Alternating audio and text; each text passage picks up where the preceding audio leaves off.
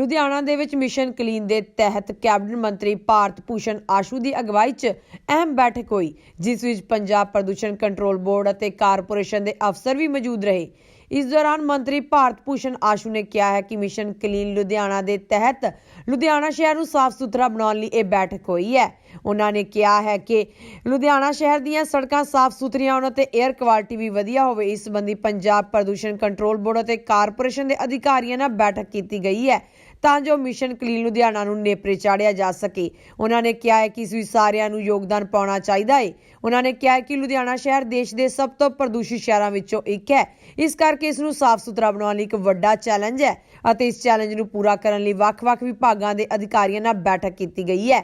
ਉਹਨਾਂ ਨੇ ਹੋਰ ਕੀ ਕਿਹਾ, ਤੁਸੀਂ ਵੀ ਸੁਣੋ। ਇਹ ਜਿਵੇਂ ਲੁਧਿਆਣਾ ਹਿੰਦੁਸਤਾਨ ਦੇ ਜਿਹੜੇ ਮੋਸਟ ਪੋਲਿਊਟਡ ਸ਼ਹਿਰ 'ਚ ਜਿਹਦੇ 'ਚ ਏਅਰ ਕੁਆਲਿਟੀ ਜਿਹੜੇ ਏਅਰ ਪਾਰਟੀਕਲ ਇੱਥੇ ਬਹੁਤ ਜ਼ਿਆਦਾ ਮਾੜੀ ਹਾਲਤ ਵਿੱਚ ਨੇ, ਉਹਦੇ ਵਾਸਤੇ ਸਾਰੇ ਜਿੰਨੇ ਸਟੇਕ ਹੋਲਡਰ ਸੀਗੇ ਸਾਰਿਆਂ ਦੀ ਮੀਟਿੰਗ ਇੱਥੇ ਬੁਲਾਈ ਗਈ ਸੀਗੀ। ਅੱਗੋਂ ਕੀ ਇਹਦੇ 'ਤੇ ਸਟੱਡੀਜ਼ ਹੋਈਆਂ, ਉਹਦੀ ਪ੍ਰੈਜੈਂਟੇਸ਼ਨ ਲਿੱਤੀ ਗਈ ਅਤੇ ਅੱਗੋਂ ਕਿਸ ਤਰੀਕੇ ਇਹਨਾਂ 'ਚ ਸੁਧਾਰ ਕੀਤਾ ਜਾਣਾ ਹੈ, ਕਿਹੜੇ ਡਿਪਾਰਟਮੈਂਟ ਦੀ ਕੀ ਡਿਊਟੀ ਹੈ, ਉਹ ਸਾਰਿਆਂ ਦੀ ਇੱਥੇ ਮੀਟਿੰਗ ਲਈ ਹੈ। ਇਹਦੇ 'ਚ ਬਾਕਾਇਦਾ ਤੌਰ 'ਤੇ ਕਾਰਪੋਰੇਸ਼ਨ, ਪੋਲਿਊਸ਼ਨ ਬੋਰਡ, ਸਾਡੇ agriculture department, forest department, industry department, सारे डिपार्टमेंट ईवन रिमोट सेंसिंग वाले सब शामिल सी। स्मार्ट सिटी के कंसलटेंट टीम भी सी, सब ने अपना प्रजेंटेशनस दी हैं। तो आने वाले टाइम च ये वास्ते मकैनिकल स्वीपिंग किस तरीके है, मिट्टी किस तरह के सड़कों तो हटानी है, वो वास्ते प्रोजैक्ट जो एयर पोल्यूशन वधी है वो वास्ते स्प्रिंकलर्स या फाउंटेन्स उसका की अरेंजमेंट करना है, वो बारे डिस्कशनस की गई। मकैनिकल स्वीपिंग किस तरीके इंट्रोड्यूस करनी है, वो बारे डिस्कशन की गई। पोल्यूशन बोर्ड का की काम है, इंडस्ट्री के उत्ते किस तरीके उन्होंने या लोगों को किवें अवेयर करना है, जनरेटर सैट्स के उत्ते कैनोपीज़ वगैरह लवाउण वास्ते उन्होंने किस तरीके कहना, बड़ी माइक्रो लैवल पर और बड़ी लंबी डिस्कशनस की गई, प्रजेंटेशनस भी हुई हैं। ये सारिया ही चीज़ां ये कल्ली तुसीं गंदगी ते ही फोकस कर रहे हो, पर स्टबल बर्निंग है जिहदे करके बहुत हो जाता। वो दस्सिया गया है भी इंडस्ट्री करके 35% पोल्यूशन रहिंदी है, 28% वहीकुलर ट्रैफिक करके 16%।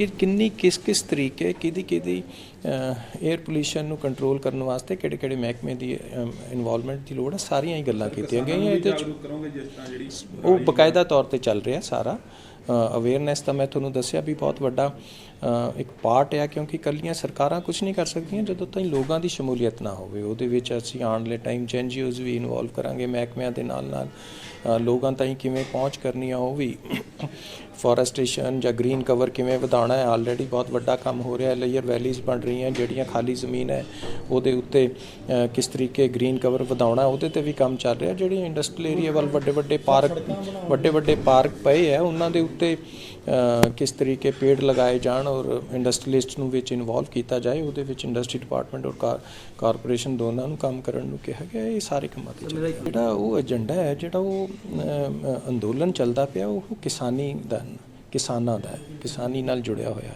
और जिहड़ा पंजाब है वो सारा किसानी ते निर्भर है, एग्रेरीअन स्टेट है, इसकी इकोनॉमी किसानां ते निर्भर करती है। इस करके सारियां पार्टियां चाहे वो झंडे थले नहीं है, पर किसानी के मुद्दे ते इकट्ठियां ने।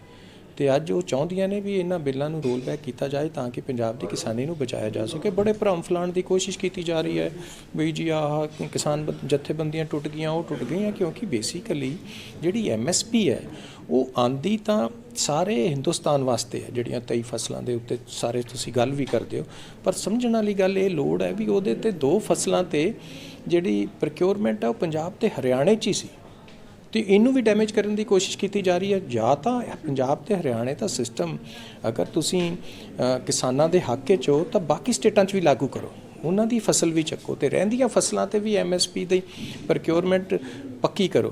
वो तो की करनी सी, तो ये सुधारां दे नाम हेठ सिर्फ कारपोरेटरां नूं फायदा करन लई जां वो आके बाहरले बंदे इनू करनगे ते उन्हां नूं रिलैक्सेशनां भी इन्नियां देतियां ते इत्थे ते मंडीकरण सिस्टम नूं भी बर्बाद करन दी कोशिश कीती गई। इस तरीके दे भरम है जिहड़े सेंट्रल गवर्नमेंट बार फैला रही है।